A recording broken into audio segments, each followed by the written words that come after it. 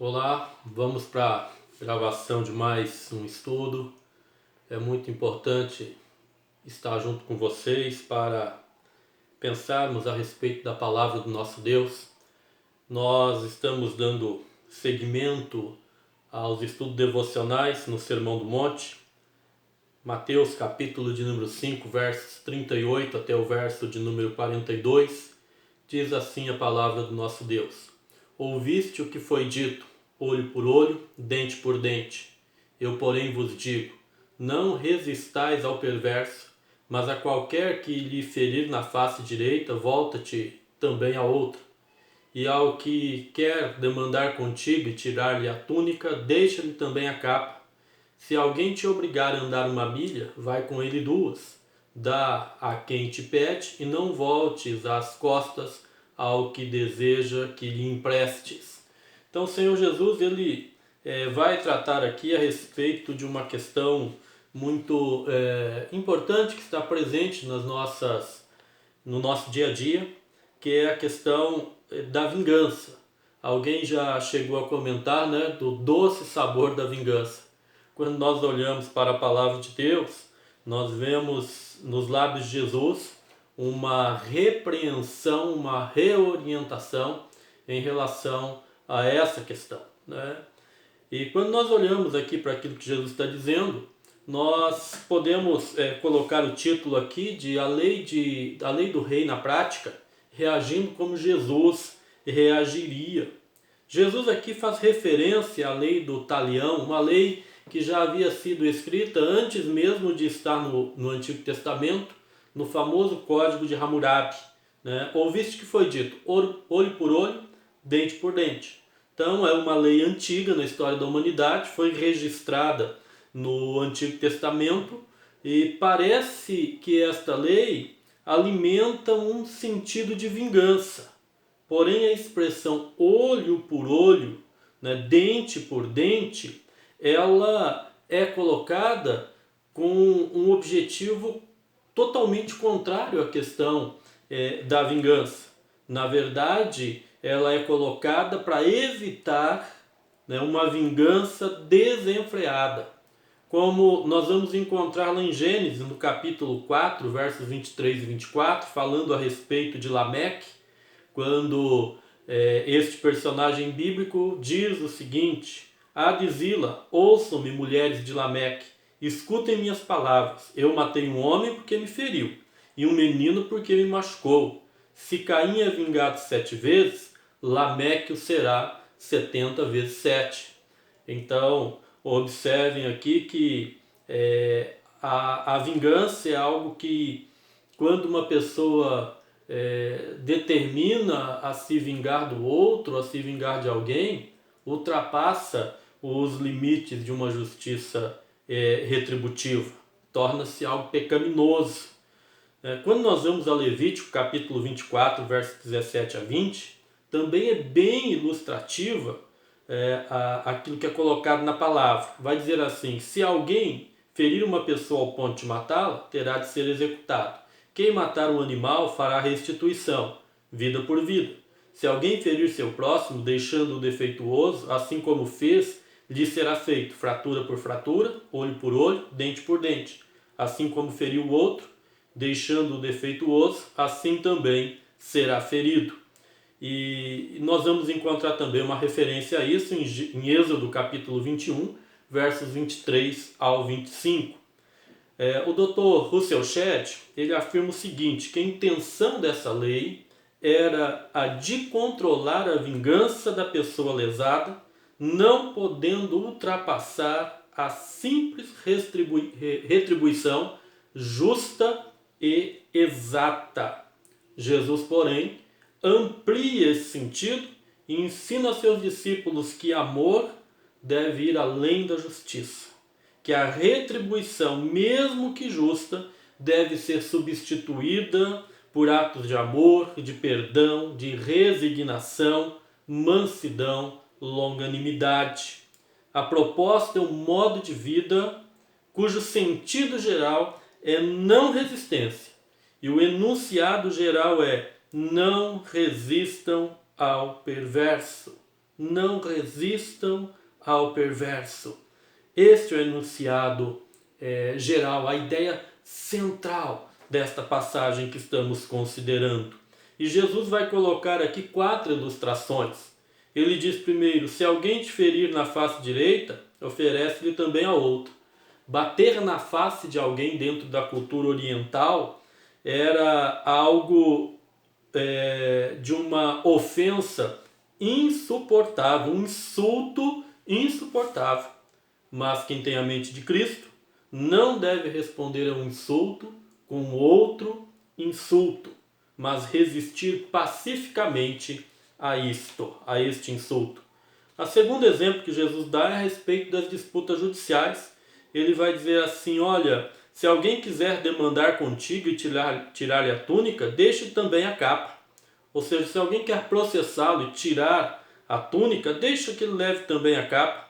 A túnica era a roupa de baixo, que os mais pobres não tinham. A capa era de fora, que todos tinham.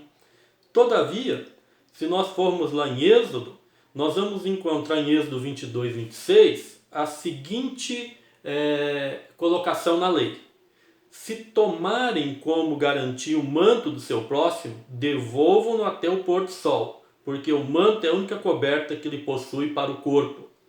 E em que mais se deitaria?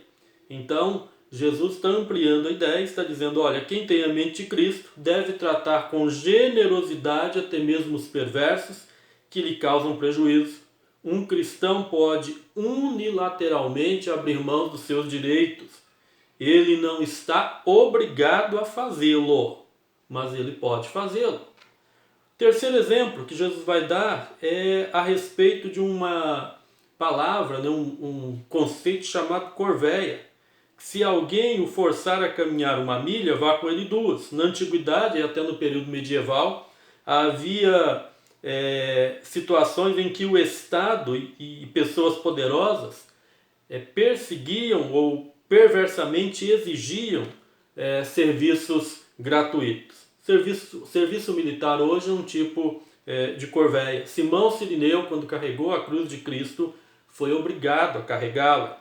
O que Jesus propõe é que, se uma autoridade romana exigisse algo abusivo, legal ou ilegal, de um seguidor dele, esse deveria obedecê-lo.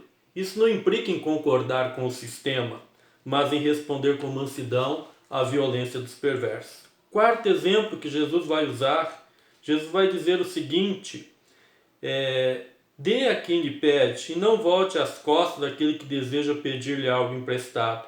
A ideia aqui não é a questão da esmola. A ideia que Jesus está usando aqui é de pessoas perversas que podem forçar outros a lhes dar aquilo que elas não merecem.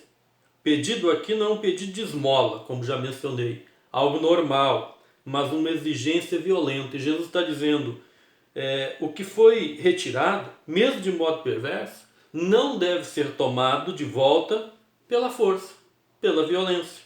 Para nós refletirmos, Jesus nos ensina que o amor deve se opor ao ódio, e este princípio ele está registrado em todo o Novo Testamento. Essa nova maneira de olhar o mundo e relacionar-se com o outro inaugura a prática do Evangelho, das boas novas.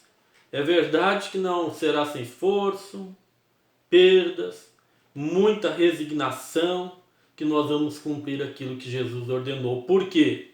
Porque a nossa natureza humana nos obriga à ação de retalhar, de revidar, de vingar, de retribuir. Faz parte da nossa natureza, infelizmente. Mas as palavras de Jesus, no entanto, nos fazem lembrar e perceber que enquanto estivermos mortos nos nossos delitos e pecados, não cumpriremos essa tarefa que exige a morte do eu, um novo nascimento e uma vida guiada pelo Espírito Santo. Quero colocar aqui, para finalizar, alguns conselhos práticos. Por quê? Porque muitas vezes nós crentes até há tempos, Não entendemos quando Jesus diz que devemos tomar sobre nós o seu jugo e aprender dele, que é manso e humilde de coração, para encontrarmos descanso para as nossas almas. Tomar o jugo significa andar, agir e reagir como Jesus faria. Então deixo alguns conselhos práticos, não simples, mas práticos. Ame sinceramente. Romanos capítulo 12, versos 9 e 10. Não se vingue. Romanos 12, 19. Resolva as demandas contra o irmão da fé dentro do contexto da disciplina cristã da igreja. 1 Coríntios capítulo 6, versos de 1 a 6. Sofra o dano. 1 Coríntios 6, 7. Não deixe o velho homem ressuscitar. Romanos capítulo 6, versos 12 ao 14. Encha-se ou enchei-vos do Espírito. Efésios 5, 18. Porque embriagar-se com discórdia, dissolução, intriga, fofoca, imoralidade, falta de comunhão no ambiente cristão é uma forte evidência de que o crente não reflete na prática o aprendizado do Evangelho. Um crente cheio do Espírito Santo não se envolve com tais coisas. E por último, a pessoa que busca vingança causa apenas mais sofrimento a si mesma. Por quê? Porque não passa pela libertação do perdão, traz sofrimento ao transgressor e o resultado é guerra e não paz. Todavia, nós somos da paz. Então, vamos tomar o jugo de Jesus, andar como ele andou, agir como ele agiu e reagir como ele reagia.